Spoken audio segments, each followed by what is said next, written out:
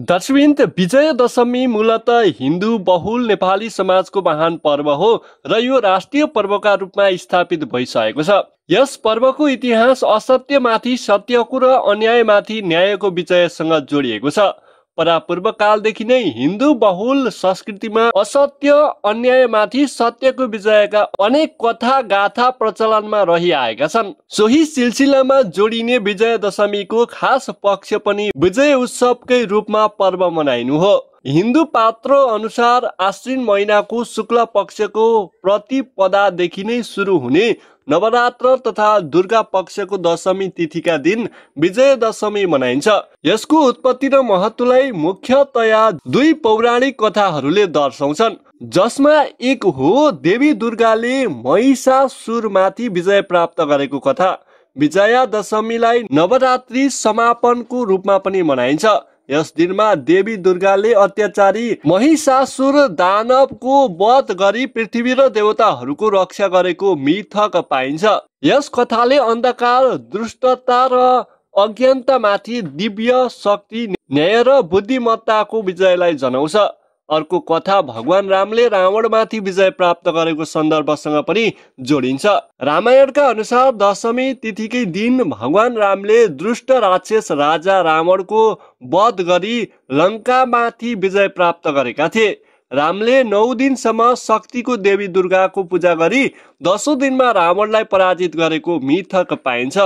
यसले अहंकार, क्रोध, लोभ जस्ता 10 मानव दुर्व्यवहार, जसलाई रावणका 10 टाउकोले प्रतिनिधित्व गर्छन्, माथि सत्य, धर्म र मर्यादाको विजयलाई प्रतीकात्मक रूपमा स्थापित गर्दछ। यसका साथै महाभारतमा पाण्डवहरूले अज्ञातवासको 1 वर्ष पूरा गरेपछि विजय दशमीकै दिन शमीको रुखबाट आफ्ना हतियारहरू निकालेर कौरवहरूलाई परास्त गरेका थिए। यसैले यस दिन शमीको पूजा र हतियारहरूको पूजा, आयुध पूजा गर्ने चलन पनि छ।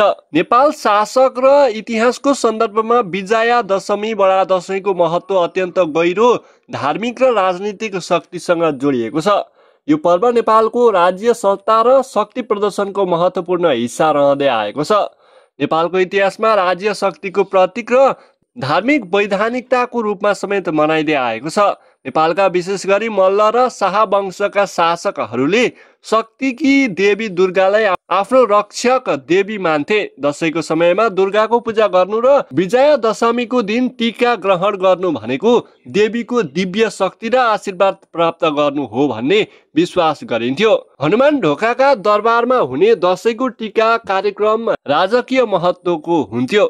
यस दिन राजाले शुभ साइतमा टीका ग्रहण गरी देशको उच्च पदस्थ अधिकारी, सेना तथा जनतालाई टीका लगाई आशीर्वाद दिने प्रचलन थियो।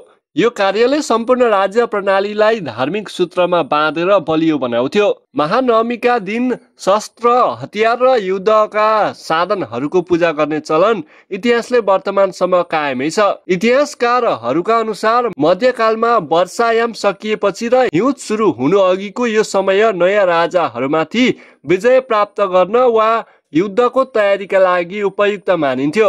यसरी दशैंलाई सैन्य शक्तिको प्रदर्शन र आगामी विजयको संकल्पको रूपमा पनि लिइन्थ्यो। फुलपातीको दिन गोरखा दरबारबाट काठमाडौँको हनुमान ढोकासम्म फुलपाती भित्राउने भव्य राजकीय यात्राको परम्परा पृथ्वीनारायण शाहले उपत्यका विजय गरेपछि सुरु भएको मानिन्छ, जुन वर्तमानसम्म निरन्तर चलिआएको छ। दर्शकवृन्द, तपाईहरुलाई आजको यस प्रसंग कस्तो लाग्यो? तपाईको मनमा लागेको कुरा तल कमेन्ट बक्समा कमेन्ट गर्नुहोला।